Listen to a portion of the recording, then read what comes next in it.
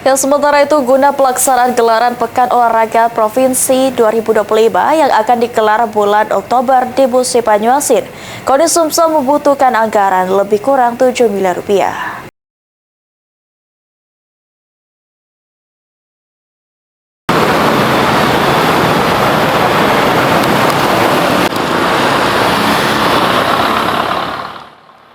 KONI Sumsel memastikan untuk anggaran pelaksanaan pemerintah Provinsi Sumatera Selatan 2025 di Musi Banyuasin lebih kecil dari sebelumnya di Kabupaten Lahat.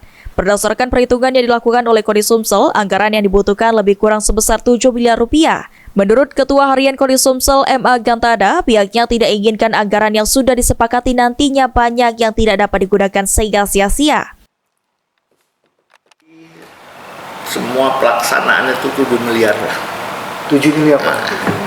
Itu kurang lebih nanti kita lihat juga bagaimana hitungan realnya. Kita juga nggak mau setelah kita sepakati atau setelah kita tetapkan ternyata banyak yang tidak bisa digunakan, artinya sia-sia saja. Maka itu sedang kita hitung ya bisa dibawa.